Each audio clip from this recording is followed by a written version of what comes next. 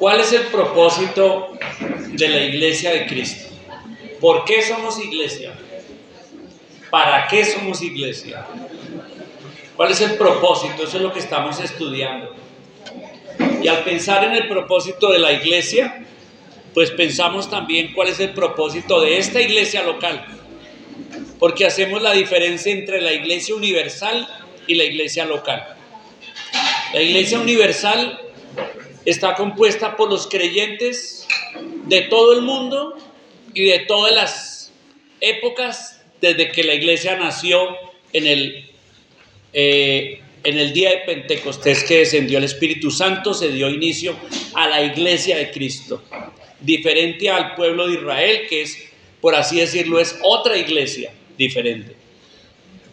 La iglesia universal está compuesta por todos los creyentes desde el día de Pentecostés hasta el día de hoy en todas partes. Es decir, que parte de la iglesia universal está en el cielo ya y otra parte está aquí. Y está la iglesia local, que es cada comunidad en cada sitio, en cada ciudad, en cada barrio.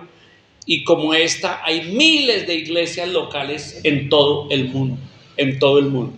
Entonces nos preguntamos cuál es el propósito de la iglesia de Dios como iglesia universal, pero también cuál es el propósito de esta iglesia. Está muy de moda hablar de misión en las empresas, ¿verdad? La misión y la visión. Toda empresa ahora tiene misión y visión. Y lo que estamos viendo es la misión. ¿Cuál es el propósito o misión? Es lo mismo. ¿Cuál es el propósito? ¿Cuál es la misión que tiene la iglesia? Y el domingo pasado estuvimos viendo unas analogías de la iglesia que nos ayudan a pensar la iglesia cómo es. Y vimos la analogía de que somos una nación, somos un pueblo con una constitución, con un rey o con un presidente que es Cristo, y nosotros ciudadanos o súbditos de ese rey. Somos una nación. A diferencia de muchos otros pueblos, este pueblo tiene un rey en los cielos y tiene una constitución que es la Biblia y tiene una tierra que es el cielo. Estuvimos estudiando eso. En segundo lugar, también otra analogía para la iglesia es la familia, y estuvimos estudiando que la iglesia es una familia donde Cristo, el Hijo de Dios, funciona casi como un padre para nosotros en esta familia, y nosotros somos hijos de Dios. Y esta es una familia donde el amor nos une, donde la identidad como familia nos ayuda a pensar en esta familia. En tercer lugar, otra analogía o ilustración de la iglesia es que la iglesia es un templo. Ya no un templo físico, porque ya no se necesitan templos físicos consagrados y con un lugar santo y un lugar santísimo. Eso fue en el Antiguo Testamento. Ahora el templo somos nosotros. La iglesia es un templo, pero en ese templo hay un sumo sacerdote, que es ¿quién? Cristo, que está en los cielos. ¿Y todos nosotros qué somos? ¿Asistentes en ese templo? No, ¿somos qué? Sacerdotes. Cada uno de nosotros ejerce un sacerdocio, y estuvimos estudiando el domingo pasado un poco sobre todo ese concepto del sacerdocio del cristiano. También vimos otra analogía o ilustración, la cuarta, el rebaño. Somos un rebaño que tiene un pastor, es como un rebaño de ovejas y tiene un pastor. Y esta idea de un rebaño es porque nosotros necesitamos cuidado, necesitamos guía, necesitamos alimentación. Y Cristo es nuestro pastor. Cristo es suficiente para guiarnos como rebaño. Y por último, vimos un cuerpo. La iglesia es como un cuerpo. Así como vimos, la iglesia es una nación, una familia, un templo, un rebaño. La iglesia es como un cuerpo, donde la cabeza es ¿quién? Cristo, y todos nosotros somos miembros. Y no hay miembros de menor categoría ni miembros de mayor categoría. En una iglesia cristiana como esta, todos somos miembros iguales, solo que cada uno tiene diferentes funciones, pero todos somos miembros. No hay uno que pueda decir, es que yo no valgo nada. No, ni otro que pueda decir, "Uy, yo soy el más importante acá". No, todos somos miembros y Cristo es la cabeza. Y estuvimos estudiando el domingo pasado estas analogías porque nos ayudan mucho a pensar el propósito de la iglesia. Entonces, cuando llegamos a eso, entonces, ¿qué podemos decir de la Iglesia Cristiana Aposento Alto JJ Vargas? ¿Por qué se llama JJ Vargas? Porque esta iglesia nació hace ya unos 26, 27 años. Nació aquí en el barrio J. Vargas. Y como nos pasamos a este ladito, entonces todavía tenemos el aroma de J. Vargas. Entonces todavía tenemos ese nombre. Entonces el nombre de esta iglesia es por el barrio. Y así muchas iglesias de Aposento Alto, su nombre es por el barrio que tienen. Entonces la Iglesia Cristiana Aposento Alto J. Vargas, ¿cómo se identifica? En primer lugar, es una iglesia que está establecida sobre la palabra de Dios. Nuestro reglamento, nuestra guía, nuestro manual, lo que decimos y creemos está en la palabra de Dios. Si tú ves algo aquí que nosotros hacemos y que está en contravía de la palabra de Dios, dínoslo, ábrenos los ojos y díganos, mira, esto que ustedes están haciendo acá, o lo que estamos haciendo acá, no ustedes, sino lo que nosotros estamos haciendo acá, está mal porque la Biblia dice esto. O si tú ves algo que no estamos haciendo y que la Biblia dice, pues estás en la responsabilidad de llamarnos a todos y decir, mira, no estamos haciendo esto que la Biblia dice. Porque nuestra constitución es la Biblia y por esto es una iglesia establecida sobre la palabra de Dios, sobre lo que Dios dice. En segundo lugar, esta iglesia reconoce a Cristo como su cabeza y su pastor y se sujeta a Él. ¿Quién tiene la última palabra? Cristo. ¿Y qué somos nosotros? Y aquí hay pues un liderazgo frente a la iglesia. Pero el liderazgo que hay en la iglesia, ¿qué es? Solo somos administradores, somos siervos, personas que se nos dio una responsabilidad en el pastorado. Un pastor, un anciano es un siervo que sirve a la congregación y es copastor de Cristo. Cristo es el verdadero pastor y todos nos sujetamos a Él, a Cristo como cabeza de la iglesia. Y en tercer lugar, podemos decir que esta iglesia está dedicada a alcanzar personas para el reino de Dios. Nuestro llamado es que así como algún día alguien nos compartió el evangelio a nosotros, alguien nos habló, alguien nos mostró, nos ilustró y fuimos creciendo y fuimos entendiendo, ahora es nuestra responsabilidad llevar el evangelio a otras personas, darles ese conocimiento, esa claridad de cómo conseguir la salvación en Cristo, de cómo conseguir el perdón de pecados, de cómo ser librado de la condenación eterna, de cómo convertirse en un hijo de Dios. Esa es nuestra responsabilidad. Como iglesia es una función nuestra de dedicarnos a eso. Entonces concluimos con 3 palabras. Si alguien te pregunta, la iglesia, yo no sé, yo creo que ustedes les han hecho alguna vez esa pregunta, ¿cierto? La iglesia donde usted va, ¿cómo es? ¿Qué es? Pues aquí hay 3 palabras para describir esta iglesia. Primero, es una iglesia bíblica. Ya entendemos por qué. Segundo, es una iglesia, y ya entendemos por qué, cristocéntrica. Y tercero, es una iglesia discipuladora. Y esas son 3 palabras que deberían describir todas las iglesias, pero que en el caso de nosotros que somos responsables acá, estas 3 palabras deben describir esta iglesia. Entonces, cuando decimos que es una iglesia bíblica, decimos que buscamos que todo lo que hagamos, creemos, enseñamos, practicamos y vivimos esté fundamentado en la palabra de Dios. Aquí he hablado con muchas personas últimamente y les he comentado diciéndole, aquí no se trata de yo creo y yo pienso. Es que yo creo tal cosa, es que yo pienso tal cosa. No, la iglesia no funciona con yo creo, yo pienso. La iglesia funciona como la Biblia dice. Dios dice, esto es lo que Dios dice. Y cristocéntrica porque aquí ninguna persona debe quitarle el puesto a Cristo. Cristo debe ser central.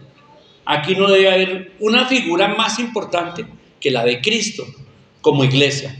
Como iglesia y en la vida de cada uno de nosotros, la persona más importante debe ser Cristo y discipuladora, porque como ya vimos, nuestro llamado es a ser discípulos de Cristo. Y tenemos un versículo lema, Hechos 2, 42, 47. Hemos escogido este versículo desde que se fundó la iglesia. Y este versículo dice que perseveraban en la doctrina de los apóstoles, en la comunión unos con otros, en el partimiento del pan y en las oraciones, y el Señor añadía a la iglesia los que habían de ser salvos. Ahí está el versículo. Lo podemos repetir todos. Como este es el versículo lema de la iglesia, ¿quiénes se deberían saber de memoria ese versículo? Todos. ¿Cuántos se lo saben de memoria? Levante la mano. Levante bien la mano, que se lo saben de memoria. Mira, estamos hablando como del 32.8%. Y necesitamos que todos, por eso es tan importante volver a revisar estas cosas que definen a nuestra iglesia. Entonces vamos a repetir todos este versículo, ¿listo? En voz alta, el lema de nuestra iglesia. ¿Qué dice? Y perseveraban en la doctrina de los apóstoles, en la comunión unos con otros, en el partimiento del pan y en las oraciones. Y el Señor añadía a la iglesia los que habían de ser salvos. Tarea de esta semana, aprenderse bien este versículo. Póngalo en una tarjetica, póngalo en su bolsillo y donde vaya yendo, caminando, saca la tarjeta y vuelve a repetir el versículo, porque este es el versículo lema. Ahora, ¿por qué este es el versículo lema? Porque tiene 5 palabras importantes este versículo que subrayar. La primera es la palabra ¿qué? Doctrina. La palabra doctrina. La segunda, ¿cuál será? Ay, se desconfiguró. Algo pasó y se desconfiguró. Yo lo traía bien, se lo pasé a los de audiovisuales bien y se desconfiguró. Bueno, entonces la segunda palabra es ¿qué? Comunión. La tercera palabra es partimiento. Se desconfiguró y se corrieron todas las cosas. La cuarta palabra es oraciones y la última palabra es añadía. Entonces vamos a dejarlo ahí. 5 palabras importantes en este versículo. Repasémoslas. Primera, doctrina. Segunda, comunión. Tercera, partimiento. Cuarta, oraciones. Y quinta, añadir. Ahora, estas 5 palabras se convierten en las 5 columnas de esta iglesia. Esta iglesia está fundamentada sobre 5 columnas importantes y están sacadas acá de estos versículos. ¿Y cómo son estas columnas? La primera, ¿cuál primera columna? Perseveraban en la doctrina de los apóstoles. ¿Qué significa la doctrina? Significa la enseñanza, o sea, lo que creemos.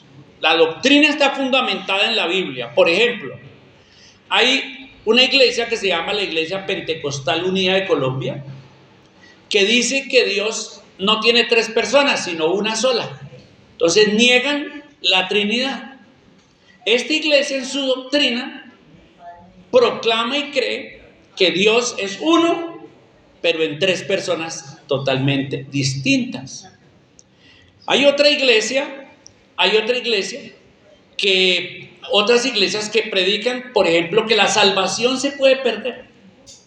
Que usted recibe a Cristo, pero que si usted peca y muere en pecado, se va al infierno y pierde la salvación. Y enseñan eso. Pero nosotros en la iglesia de J. Vargas, por ejemplo, doctrinalmente, ¿qué creemos que la Biblia dice? Que la salvación es eterna, segura, completa, porque depende de Cristo y no de nosotros. Pero que es responsabilidad nuestra caminar santamente, porque como hijos Dios nos puede disciplinar. No es que ya estamos salvos y hacemos lo que queremos, no. pero ya somos salvos. Y así les puedo ir enumerando una cantidad de doctrinas que nosotros aquí predicamos y creemos, y que en otros lados, iglesias cristianas, ni siquiera estoy hablando de sectas, otras iglesias cristianas, predicarían otra cosa diferente. Entonces eso es el cuerpo de doctrina sobre la que está fundada la iglesia. Y por eso nosotros necesitamos estudiar la Biblia mucho. ¿Cuántos aquí hacen cursos de Emmaus? Levanten la mano, los que hacen cursos de Emmaus. Entonces yo les invito a estudiar más. Por eso tenemos la escuela de Emmaus, que es nuestro instituto bíblico. Emmaus es el instituto bíblico de esta iglesia, para que los creyentes puedan estudiar la palabra de Dios y saber bien la doctrina. Y estamos fundamentados sobre esa doctrina. La doctrina nos define en lo que creemos y hacia dónde vamos, de dónde nos agarramos, pero fundamentado en que esa es la verdad de la palabra de Dios. Esa es la primera columna, ¿verdad? ¿Cuál? La doctrina. Segunda, la comunión. ¿Qué significa la comunión? La comunión significa la realidad de que todos nosotros aquí pertenecemos a un mismo cuerpo, a una misma familia, a un mismo templo, a un mismo rebaño. Pertenecemos todos, y por lo tanto, como hermanos en Cristo, como miembros iguales unos de otros, debemos tener ¿qué? Comunión. ¿De qué se trata la comunión? ¿Qué es la comunión? Pues básicamente la palabra comunión quiere decir que estamos unidos en algo común, en cosas comunes. Y abramos nuestras Biblias en Hechos capítulo 2, versículo 43. Hechos 2, 43. En Hechos 2:43 dice: y sobrevino temor a toda persona, y muchas maravillas y señales eran hechas por los apóstoles. Todos los que habían creído estaban juntos y tenían en común, eso es comunión, tenían en común todas las cosas. Vendían sus propiedades y sus bienes y lo repartían a todos según la necesidad de cada uno. Y perseverando unánimes cada día en el templo y partiendo el pan en las casas, comían juntos, eso es comunión, con alegría y sencillez de corazón. ¿Cómo era la comunión de esta iglesia? La primera iglesia en Jerusalén. ¿Cómo era la comunión?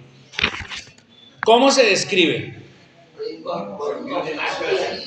Compartían. Habían hermanos que tenían 2 y 3 y 4 propiedades, casas, ¿y qué hacían? Y habían otros que estaban aguantando hambre, tenían necesidades. ¿Qué hacían? Vendían, traían el dinero a los apóstoles, y los apóstoles distribuían a los más pobres y les daban alimentos, les ayudaban, les daban ¿cómo se imaginan esta iglesia? En comunión, ¿verdad? Un gran amor. Y también dice aquí que ¿cómo era el ambiente entre ellos? Alegría, ¿verdad? Dice que había alegría. Esa palabra me encanta mucho, sencillez de corazón. ¿Qué quiere decir sencillez de corazón? Que el hermano Nixon, que era el hermano rico de la iglesia, ¿cierto? No miraba con desprecio y por encima del hombro a los demás, ¿cierto? Y que el hermano Camilo, que era el hermano más pobre de la iglesia, estoy diciendo nombres por decirlo, de hermano Camilo, era el más pobre de la iglesia, y él se sentía el menor de todos, se sentía, no, ¿cómo era el ambiente? Todos iguales, había sencillez de corazón. Una de las cosas que más me impactó mucho cuando empecé a asistir a la iglesia fue una imagen que todavía la tengo grabada en mi mente, incluso tengo en mi mente las dos personas, y estaban sentadas en la mesa del Señor para celebrar la cena del Señor. Un hombre, un inglés, delgado y alto, de 1,92, que era el gerente, asistía en la congregación, era el gerente nacional de una compañía de auditoría muy importante del mundo. Tenía un cargo muy alto. Él llegaba en un carro muy bonito ahí a la congregación, pero estaba. Y al lado, recibiendo la copa y recibiendo el pan, y juntos, como iguales, había un hermano muy, muy humilde que trabajaba en lo que llamamos hoy la rusa. Y no por eso no tiene que ver nada con los rusos. La rusa quiere decir es que era un ¿qué? Un maestro de obra, un constructor, ¿cierto? Y estaban allí sentados, y esa imagen no se me puede quitar de la cabeza, porque yo decía, ¿dónde socialmente era posible sentar esos dos a comer juntos en igualdad? Imposible, socialmente es un imposible. Pero allí en la iglesia, en la comunión de los hermanos, estos dos hermanos estaban juntos y gozaban ¿de qué? De igualdad, de igualdad. Y otra cosa que me gustó mucho cuando yo llegué a esa iglesia, yo era un jovencito de 11 años cuando llegué a esa iglesia, no sabía nada de Cristo, pero me encantó mucho, y venía recordando con mi mamá ayer a esos dos queridos hermanos, Juanito y Nacho. Eran dos hombres y yo era un jovencito, pero cuando yo llegué a esa iglesia me recibieron, o sea, me hablaron, me gastaban empanadas, me gastaban empanadas cuando terminaba el culto, y hablaban conmigo, y yo recibía amor, cariño a esas personas, y todas esas cosas llegaron a mi corazón, y fue lo que hicieron que el impacto de lo que era una comunidad cristiana capturara mi corazón, y me enamoré de la iglesia, me enamoré de Cristo, me enamoré de los caminos del Señor por ver esa realidad. Entonces esta es una segunda área, una segunda columna, la comunión. Pero acuérdense en esas dos palabras, alegría y sencillez. Son dos palabras poderosas que están ahí. ¿Cuáles? Alegría y sencillez de corazón. Vamos a la tercera columna. ¿Cuál es la tercera columna? El partimiento del pan. Cuando ahí dice el partimiento del pan, ¿a qué se refiere? A la cena del Señor. Es otra forma de llamar la cena del Señor. Se llama partimiento del pan. Y nosotros hemos celebrado esta mañana la cena del Señor. ¿Y cuál es el objeto de la celebración de la cena del Señor? ¿Cuál es el propósito principal? ¿Hablar de nuestras luchas? ¿El propósito de la cena del Señor? ¿Es evangelizar a la gente? ¿Es exhortar y animar a los hermanos a seguir adelante? No, ese no es el momento. El momento de la cena del Señor es el momento exclusivo y único. ¿Para qué? Para hacer memoria de Cristo, de recordar a Cristo, de leer en las Escrituras todo lo referente a Cristo y lo que significa. Entonces el partimiento del pan está concentrado ¿en qué? En Cristo. ¿Y cuál sería la palabra que nos ayudaría a pensar en lo que hacemos en la cena del Señor recordando a Cristo? Adoración. Es la palabra, adoración. Y por eso nuestra tercera columna sale de esta palabra del partimiento del pan, y es adoración. Ahora, adoramos no solo en la cena del Señor, ¿verdad? La adoración es, como iglesia, es todo el tiempo y de manera muy completa. La adoración. El Señor, ¿recuerdan la tentación de Jesús? En Mateo 4, Satanás tentó a Jesús. Y Satanás le dijo, tú tienes hambre, entonces convierte estas piedras en pan. ¿Y qué le dijo el Señor? Le dijo, no solo. Y después le dijo, el tentador le dijo, arrodíllate delante mío y te daré todos los reinos del mundo. ¿Viniste a conquistar el mundo? Bueno, yo te lo doy, solo te pido que me adores. Solo te pido que me adores. ¿Por qué Satanás le pedía a Jesús adoración? Porque ¿qué es la adoración? Es el reconocimiento de que el otro es sublime. ¿Y Jesús se rindió? No. ¿Qué le dijo Jesús? ¿Qué le dijo Jesús? Escrito está, al Señor tu Dios adorarás y a Él solo servirás. Escrito está, al Señor tu Dios adorarás y a Él solo servirás. Como iglesia adoramos solo a Dios y servimos solo a Dios. En comunión nos servimos unos a otros, pero sirviéndonos unos a otros estamos sirviendo a Cristo, pero servimos al Señor. Por eso la adoración es tan importante. Es la tercera columna de esta iglesia. Cuarta columna de esta iglesia, ¿cuál es? Ya saben.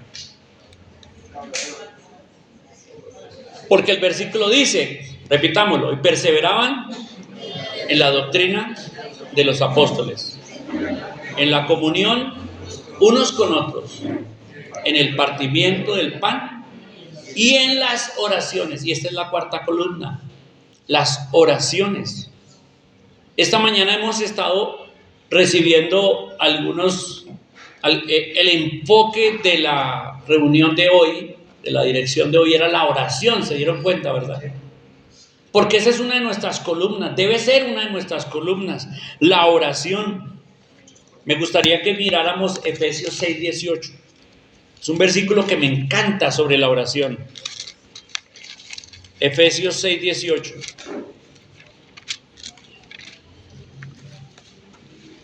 Efesios capítulo 6, versículo 18 dice así: orando en todo tiempo, con toda oración y súplica en el Espíritu, y velando en ello con toda perseverancia y súplica por todos los santos. Y allí en este versículo hay 4 todos que me hablan de 4 aspectos de la oración. Subraye eso en su Biblia. 4 aspectos de la oración en Efesios 6:18, con la palabra todo. Primero, la oración debe ser en todo tiempo. Orad sin cesar, dijo Jesús. Oren en todo tiempo. Eso es lo primero. La segunda toda es con toda clase de oración. Y esta mañana estábamos escuchando, Carlitos nos decía, oración no solo es pedir, también orar dando gracias, también orar alabando a Dios, también orar para descargar nuestro corazón, también orar con motivos de petición, también muchas clases de oración, orando por otros, intercediendo por otros, etcétera. Entonces ahí dice, con toda oración, toda clase de oración. Segundo todo. Tercer todo, con toda perseverancia. Como Jesús dijo, no desmayéis en la oración. Habló de una parábola en Lucas 18, una parábola para ilustrar que debemos perseverar en la oración. Y en el huerto de Getsemaní, ¿qué le dijo el Señor a los discípulos? Así que no habéis podido velar conmigo una hora, cuando Él estaba al borde de la muerte, en la angustia más grande, y estos benditos discípulos, en lugar de acompañar al Señor despierto, se durmieron. Imagínense el otro angustiado, el borde de la muerte, y ellos. Y Jesús les dijo, velad y orad para que no entréis en tentación. Velad. El espíritu está dispuesto, pero la carne es débil, como la carne de algunos que duermen durante el mensaje. Esa carne es más débil que la de otros, más débil. Entonces dice aquí, con toda perseverancia. Y el otro todo, el cuarto todo es que, el primer todo tiempo, toda oración, toda perseverancia y por todos los santos. Es decir, que debemos estar siempre orando unos por otros. Y tenemos muchas peticiones. Y algunas que no están ahí, que nosotros sabemos de un hermano que está pasando esto, de una hermana que está pasando esto, y debemos orar unos por otros. Es una buena práctica. Si tú pides el listado de miembros de la iglesia y lo divides entre la semana, los días de la semana, voy a orar por estos 10 esta semana, este día, por estos 10 este otro día, por estos 10, y así orar por toda la iglesia para orar unos por otros, porque ahí dice, bueno, esa es la cuarta columna. Entonces, vamos 4 columnas, repasemos. Primera, doctrina. Segunda, comunión. Tercera, adoración. Cuarta, oraciones. Y la quinta, y el Señor añadía a la iglesia a los que habían de ser salvos. Ese añadía lo juntamos a otra palabra que es importante. ¿Cuál es? Evangelismo. Esa es otra columna de esta congregación, el evangelismo. Y hemos hablado sobre que la misión de Cristo está en Mateo 28, donde dice, por tanto, id y haced discípulos a todas las naciones, bautizándolos en el nombre del Padre, del Hijo y del Espíritu Santo, y enseñándoles que guarden todas las cosas. He aquí yo estoy con ustedes todos los días hasta el fin del mundo. La evangelización. Hechos 2, 42, 47. Entonces, de estas 5 columnas surge el propósito de la iglesia.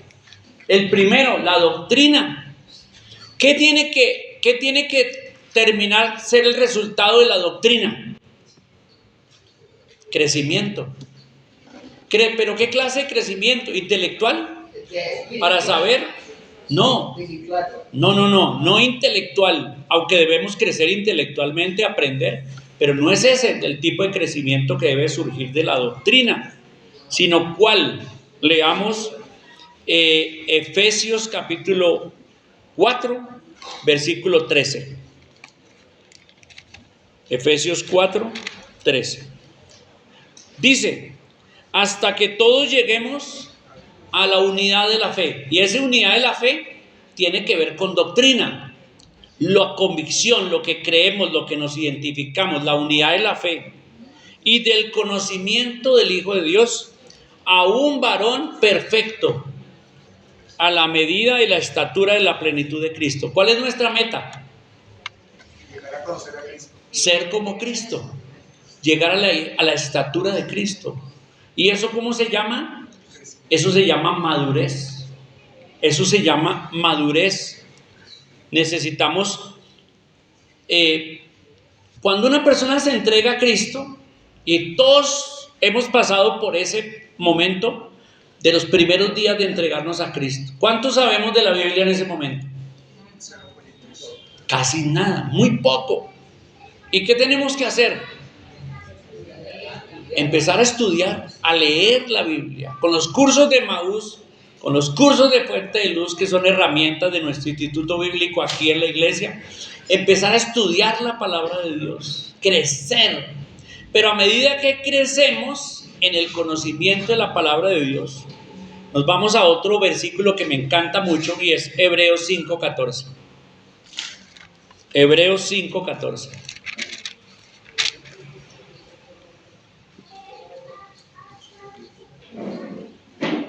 Hebreos capítulo 5, versículo 14 dice, pero el alimento sólido es para los que han alcanzado ¿qué? Madurez. Esa es la meta es madurez. Cuando un bebé nace, ¿qué es lo que toma? Leche. Y primera de Pedro 2:2 dice, desead como niños recién nacidos la leche espiritual no adulterada para que por ella crezcáis para salvación. Y un creyente cuando nace de nuevo empieza a tener ese deseo Una de las primeras evidencias de que una persona realmente ha nacido de nuevo es que nace un deseo. Así como un bebé llora y llora hasta que no le dan la leche, un recién convertido, un creyente nuevo, una de las evidencias de que realmente es un creyente y que nació de nuevo, es que tiene una sed por la palabra de Dios, quiere aprender. Y el creyente nuevo empieza a tomar leche espiritual. ¿Pero se debe quedar allí tomando leche espiritual toda la vida? Algunos sí se quedan. Yo conozco creyentes de 20 años y todavía no son capaces de comer alimento sólido, porque se han quedado estancados totalmente en la vida cristiana. Se convierten solo en asistentes de puesto. Y lo único que escuchan de la Biblia es el domingo cuando viene, si no se duermen. Entonces así nadie va a crecer. Imposible crecer solamente escuchando un mensaje cada domingo.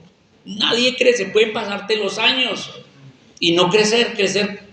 No, tiene que haber un ejercicio de estudiar la palabra de Dios todos los días y crecer y comer palabra de Dios.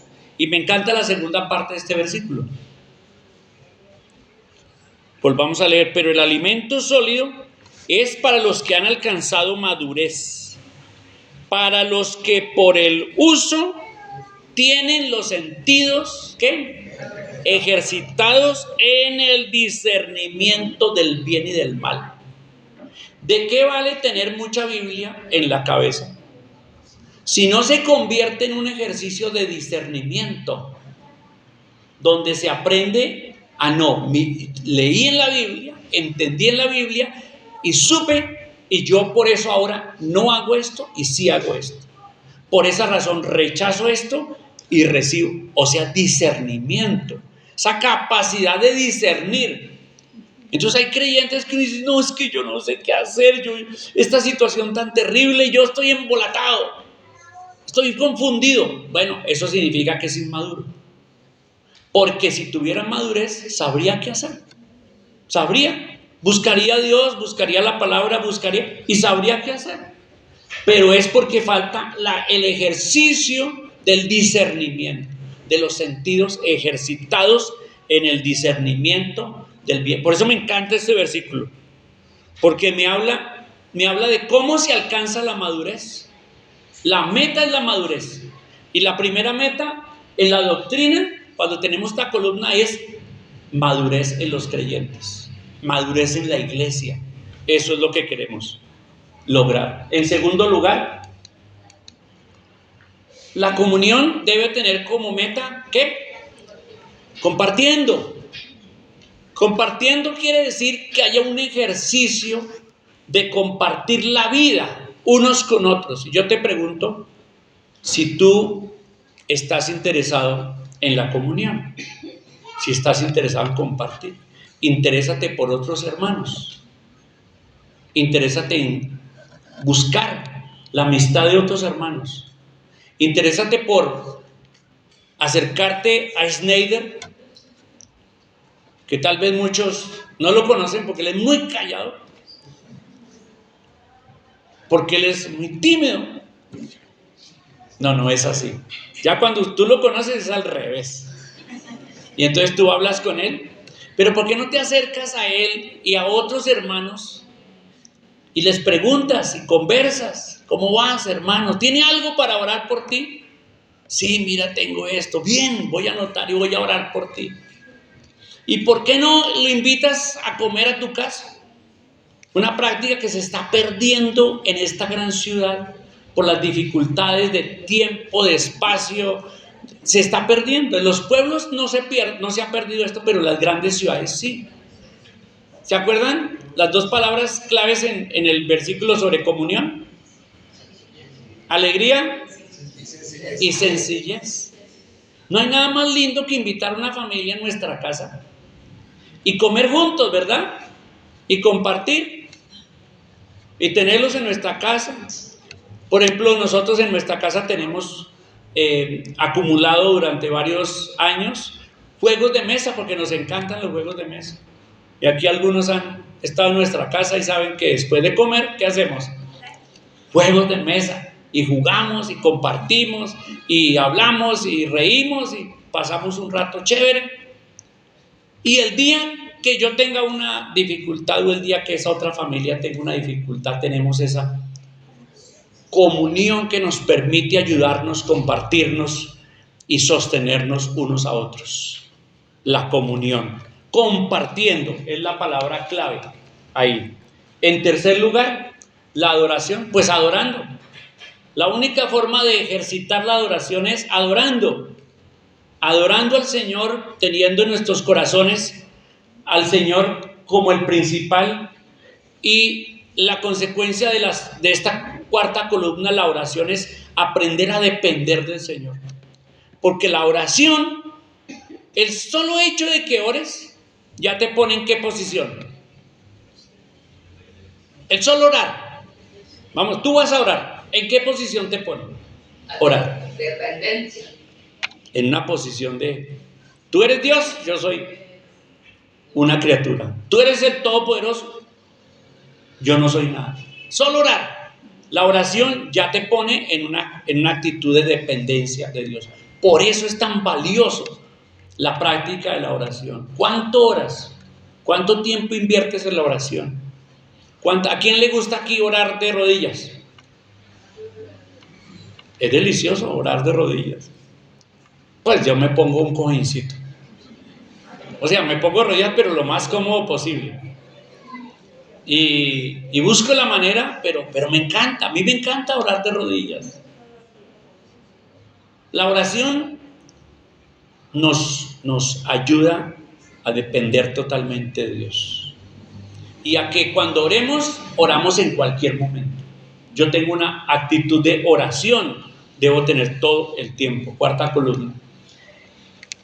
Y me encanta esta palabra como resultado de la evangelización, porque el versículo dice, y el Señor añadía. ¿Quién añade? El Señor. Entonces, ¿cuál es la tarea nuestra? La proclamación. Contarle a otros de Cristo. No es más, todo lo que tenemos que hacer es contarle a otros de Cristo. Porque el que añade es el Señor. Él es el que convence, Él es el que trae. Y la palabra aquí es cosechando. Yo te pregunto, ¿cuántas oportunidades este mes de octubre el Señor te ha dado para compartir? ¿A cuántas personas te ha puesto al frente con la oportunidad de compartir, de contarle algo de Cristo? Puede ser 3 minutos de contarle, decirle algo de Cristo. Aprovecha las oportunidades que el Señor te pone. Donde vayas, en la tienda, con el odontólogo, pero no cuando estás con la boca. Donde quiera que vayas, donde estés, siempre hay oportunidades para compartir la palabra de Dios, cosechando.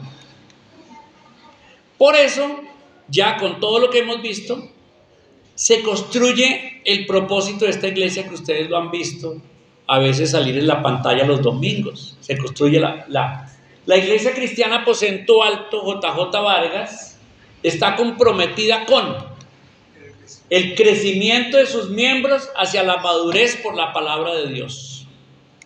Primero. Segundo, compartiendo juntos con alegría y sencillez de corazón. Tercero, adorando al Señor soberano y redentor, dependiendo confiadamente en un espíritu de oración y cosechando frutos por la proclamación del Evangelio. Y si te preguntan, ¿su iglesia tiene un propósito, una misión? Sí, ¿cuál es? Ahí está, vamos a leerla todos. La misión, ¿listo? Todos. La Iglesia Cristiana Aposento Alto J. Vargas está comprometida con el crecimiento de sus miembros hacia la madurez por la palabra de Dios, compartiendo juntos con alegría y sencillez de corazón, adorando al Señor soberano y redentor, dependiendo confiadamente en un espíritu de oración y cosechando frutos por la proclamación del Evangelio. Hechos 2, 42 y 47. Entonces podemos decir que ese es el propósito y visión de esta iglesia, que nace de las 5 columnas que hemos visto, estos versículos tan importantes y que nacen también de lo que como iglesia somos, como nación, como familia, como pueblo, como cuerpo, como rebaño, como rebaño. Que el Señor nos ayude ahora a pensar y evaluar si estamos cumpliendo los 5 aspectos de la misión de Cristo para esta iglesia. Si estamos creciendo hacia la madurez, es una evaluación que tenemos que hacernos como iglesia en conjunto e individualmente. ¿Estoy creciendo hacia la madurez? Segundo, ¿estamos compartiendo con alegría y sencillez de corazón unos y otros? ¿Estamos pasando tiempo juntos? ¿Nos estamos conociendo y ayudando? Tercero, ¿estamos adorando correctamente? ¿Nuestra vida es adoración al Señor, soberano y redentor de nuestras vidas? ¿Estamos entendiendo el ejercicio de depender confiadamente a través de la oración? Y por último, ¿estamos viendo cómo el Señor añade a esta iglesia más personas a través de la predicación de la palabra de Dios, a través de seguir compartiendo la palabra de Dios? Evaluando estas 5 columnas, nos damos cuenta como iglesia dónde estamos, si estamos cumpliendo con la misión de Cristo y el propósito de Cristo. Y seguramente ya usted está mirando y usted puede decir, no, esta columna está más o menos fuerte, pero esta otra está más débil. ¿Cuál será la columna más débil de esta iglesia? La evaluamos mirando las áreas. ¿Cuál será la columna más fuerte? Si es que hay, la evaluamos teniendo en cuenta este propósito de la iglesia Aposento Alto J. Vargas. Ojalá, si alguien quiere tener esta presentación para tener en la casa y estudiarla y aprenderla, sería chévere, ¿verdad? ¿Sí la quiere? Entonces la voy a poner en el grupo de oración. La mando al grupo de oración esta presentación para que meta aprenderse el versículo de memoria y después aprenderse de memoria el propósito completo de la iglesia. El Señor les bendiga, mis hermanos.